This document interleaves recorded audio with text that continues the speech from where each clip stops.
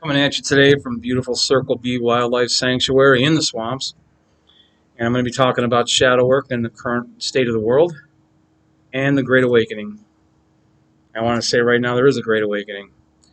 And if we don't learn to live in accordance to natural law, it won't be a spiritual awakening, it's going to be a rude awakening. But either way, we're going to be awoke. See you in a second. Some folk we never forget. Some kind we never forget. Haven't seen the end of it yet. We'll fight as long as we live. All eyes on the hidden door to the lonely mountain road. We'll ride in a gathering storm till we get our long forgotten goal. Okay, welcome. This is Tac Chat number 27. I'm Dan, your host. I'm coming at you here today for about maybe 15 minutes. I'm in the heart of nature. Behind me is a swamp. I kind of like the earthiness here of the swamps. There's nothing like seeing an 11-foot alligator that's about 800 pounds that can bite your leg off to keep you humble. And maybe it's the Shrek in me that likes the swamp. People are like onions. We got layers, right? So anyways, today is Tuesday, February 22nd, 2022. This is literally Tuesday, right? Or Tears Day. And Russia has invaded the Ukraine. Order followers have followed their orders. Today I want to talk about something I had in my book, Rise from Darkness, which I think the whole world needs to rise from right now. And it was on shadow work. You know, some people think shadow work is merely naming off things that you don't like about yourself. But when I did my shadow work to leave the order following business, I had to sit there and look in the mirror for a little bit and ask myself, what was I serving? And it takes a lot of people don't want to look at themselves objectively. It seems that self-reflection and introspection are very hard to do, and without those two things, there could be no forward growth. And I wrote about that in my book. I also wrote that shadow work is sometimes bringing into the conscious light from the shadows that which was unconscious in many cases. And that's the part that we absolutely don't want to look at, because the hardest thing in the world, it seems, to admit to ourselves is, wow, I was wrong. Or in the case of what I'm seeing in the world's collective shadow, we were wrong. We were duped. We were fooled. Nobody wants to say that because egos are too entrenched. Too entrenched. Jesus was the light of the world, the light and love of the world. Right?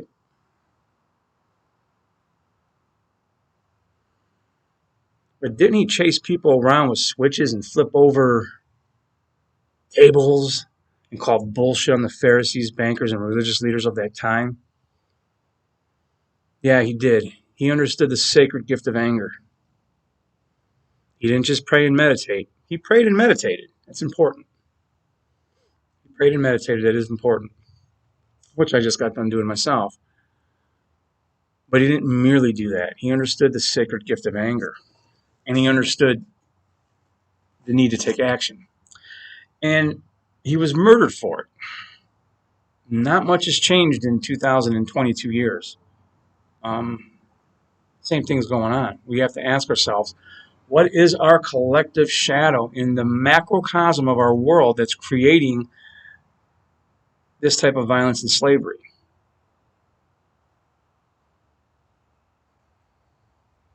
And bear in mind, shadow work isn't something you're going to do just once in your life. It's a way of life, actually.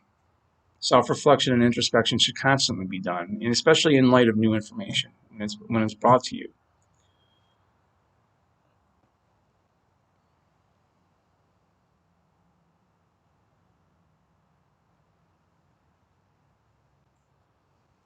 I got this from a Facebook group, and I thank them for it. Natural law is a science of morality that can be directly, man, my reading is really bad, directly observed in the 3D world. The evidence of the existence of natural law is the resultant state which humanity receives as a direct consequence of its aggregate behavior. In other words, the human condition. The human condition is one of slavery. I'd go as far as to also say weaponized, internalized toxic shame, but also slavery. And I'm not talking about the African slave trade. I'm talking about all of human history. You know, the African slave trade to the Americas here, to the USA, was extra abhorrent because we were supposed to be founded on principles of freedom, and we started it off with slaves. So here we are, going into a world filled with slavery again, and we think it can't come happen to us. We're the last ones it's going to happen to because we're so well armed, and they had to divide us. Why do they pick an election year, folks? Why do they pick an election year?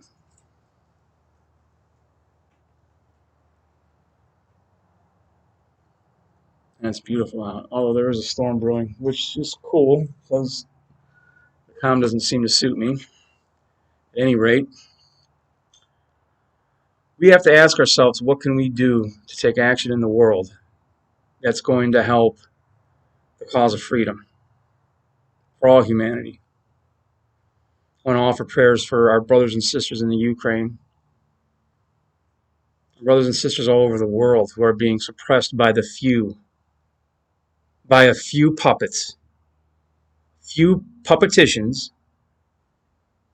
whose strings are being pulled by largely unknown. These few are subjugating 7 billion people. You have to look beneath the surface, man. It's not all what the news tells you.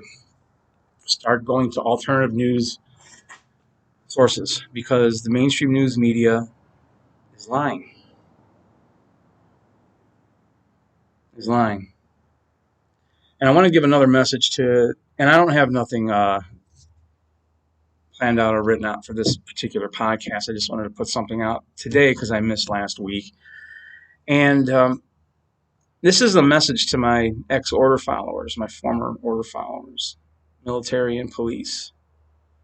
It took me a while to understand that I was not one of the good guys, that I was objectively involved in wrong employment.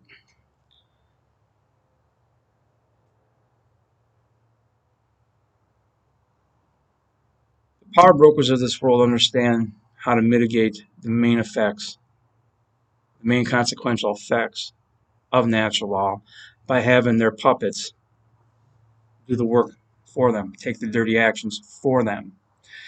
Now, through the law of vibration and correspondence, and I talked about this in past podcasts, your thoughts and intentions do create a ripple, okay, that will affect you. Natural law will affect your thoughts and intentions. So they're not going to escape it totally, but they're not the ones taking the action.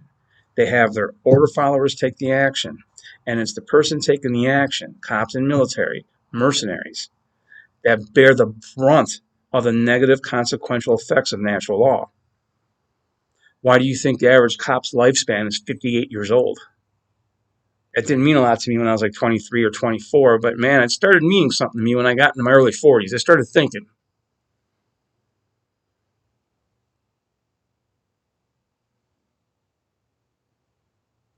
The order followers took an oath to protect and serve. And you're not doing that. You're just blindly following orders. You have a responsibility to disobey immoral orders. Those are in your general orders. I know. So what they do is obfuscate what is moral and not moral. And they purposely do that. That's what they specialize in, to get you to follow those orders, to think you're doing something good and righteous. And you're not. Anytime you initiate harm against another sentient being, you are doing something that's wrong and immoral. So those order followers in Russia, I pray that they wake the fuck up, but they're not going to. History has shown they're not going to. We can end this madness, but everyone has to stand up together and end this madness. We have to all rise from this darkness. I wrote a book called Rise from Darkness. I rose from my darkness. I think everyone could rise from their darkness. I got out of that fucking cult.